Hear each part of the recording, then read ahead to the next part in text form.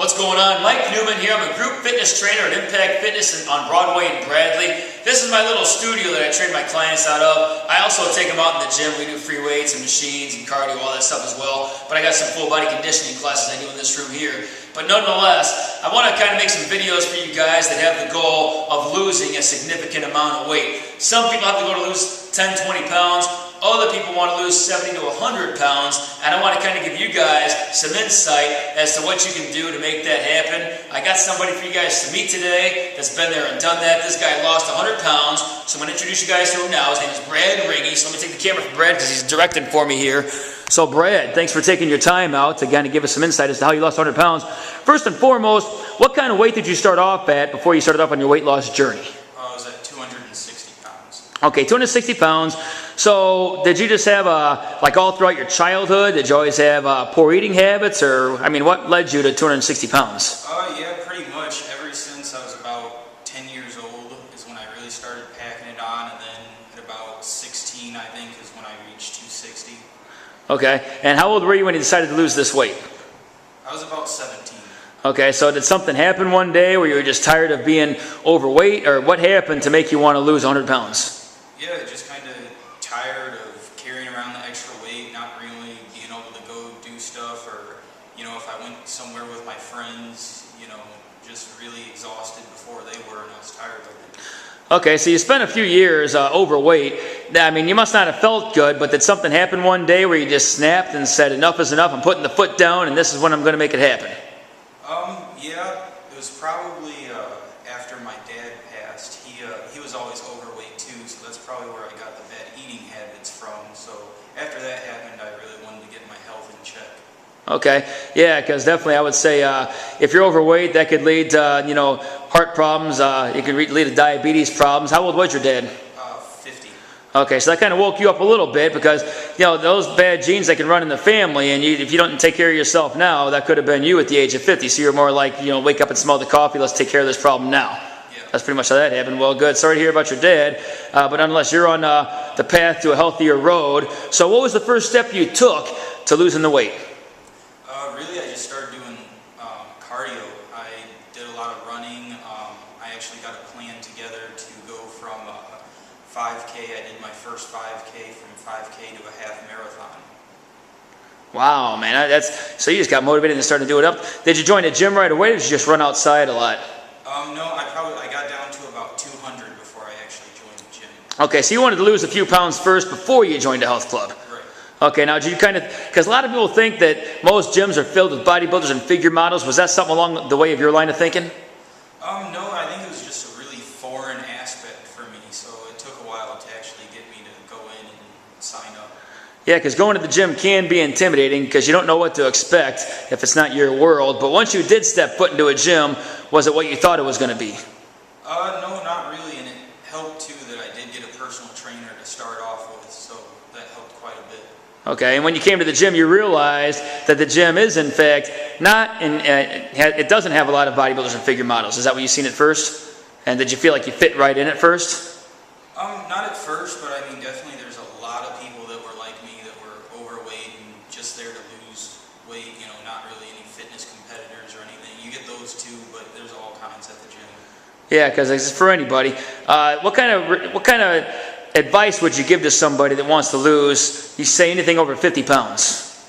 Anything over 50 pounds, probably the one mistake that I made was starting out and probably just doing purely cardio. I really definitely think that, you know, you should educate yourself on weightlifting aspect as well, not just cardio, because you'll probably get it done a lot better, and by the time you lose the weight, you'll look a lot better than just doing cardio alone. Wow, that's great advice. I think a lot of people, they do want to do a lot of cardio. They want to lose all the weight first. Then they want to start doing the weights to tighten and tone everything up, and they don't realize that by doing weights and cardio, you'll lose weight a lot faster than if you just do cardio alone. And not to mention, by doing cardio, you burn the fat off. If you also do weights along with cardio, you'll get to a better shape, which I can see you're starting to look like a bodybuilder yourself now. Check you out. So how many days a week do you do weights these days? 6 days out of the week. I'm on a 3-on, 1-off schedule, so I'll do weights 3 days and then I'm off 1.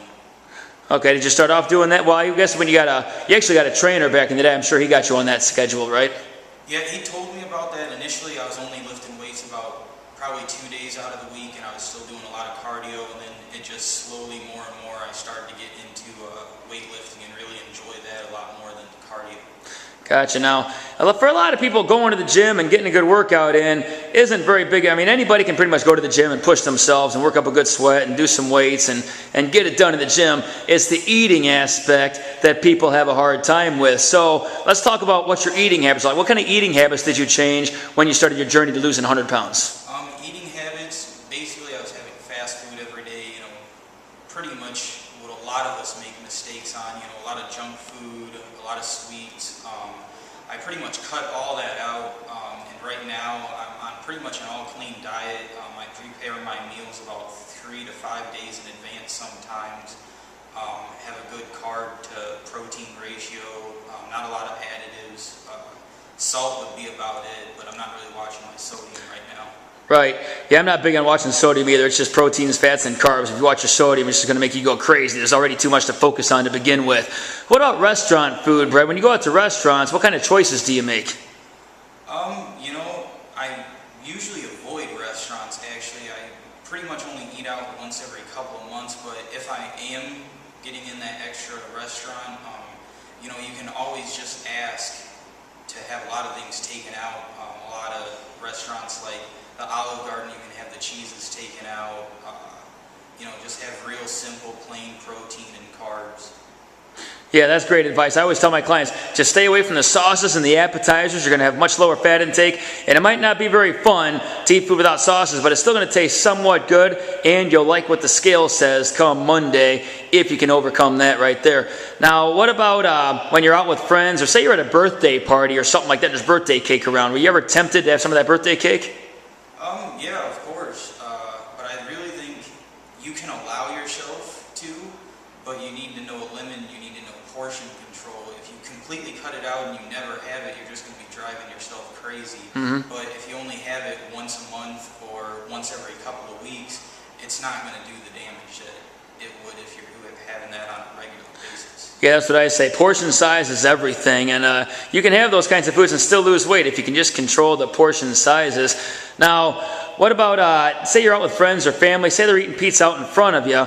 Are you tempted? I mean, yeah, you're tempted to have a piece, but do you generally hold back, or do you choose to eat healthier foods when they're eating the junk food around you? How do you handle yourself in those situations? Generally, that's not that big of a deal for me, especially now. It's been about 2 years since I've kept the weight off, so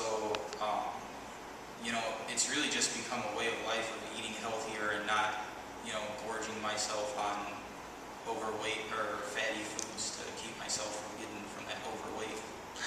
I think a lot of people that don't educate themselves on how to lose weight, they tend to eat less and work out more. I think most people think that if you work out more and eat less, that's the way to lose fat. What would you say to somebody that told you that was their idea of losing weight?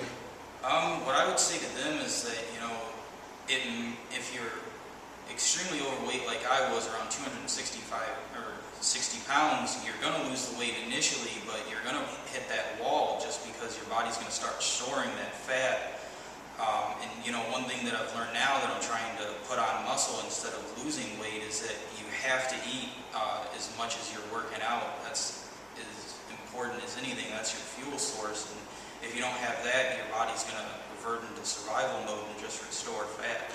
Exactly. You got to feed the machine. I tell everybody that every time you eat something, it speeds your metabolism up. So people that eat 4 or 5 meals a day, they're going to lose more weight than somebody that eats once or twice a day. One more thing, Brett, let's talk about protein intake. I think a lot of people shy away from taking in a lot of protein, and that's the main reason I think people don't lose weight. What kind of protein intake are you taking in currently?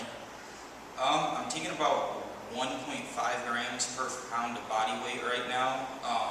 In the morning, I think is probably the hardest of what people find to take in protein. So I just take in a shake, and then usually for carbs, I eat some type of fruit, or maybe even a sweet potato if I have time in the morning. But I mean, you really have to make sure that you're getting in your protein, or you're going to eat away your muscle too, and you're not going to have the energy to work out. Okay, now some people might mistake you for a bodybuilder right now, and they might say, well, yeah, he wants to be a bodybuilder now, so he's taking in that much protein now. Well, how much protein were you taking in when you initially started losing weight? When I initially started losing weight, I was probably only taking in shakes after the workout, and then I wasn't as strict as what I am now. getting 20 to 30 grams of meal in. Okay, but nonetheless, you were taking in a protein with the carb every single time you ate something. Is that a fair thing to say? Oh, yeah. Okay, well, good stuff. Well, there you have it, ladies and gentlemen. That's a 10-minute video. I'm starting to lose your interest maybe now, but we got more Brad coming. I might have a part 2 to this one because I got a lot of things to talk to Brad about. Here, you can take over the camera, Brad, take over directing duties.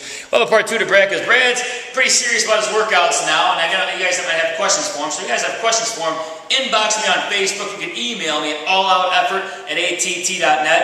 If you want to get some results like Brad got, come to Impact Fitness, 710 West Broadway. The phone number here is 815-932-3177. I'm a trainer here. I can help you out. In fact, check my accountability board out real quick. These are all the clients I have here. Every time my clients show up, I give them an X. If they don't show up for a couple of days, I call them, I text them, I Facebook them, and as a result, out of 47 clients, about 41 of them show up on a regular basis.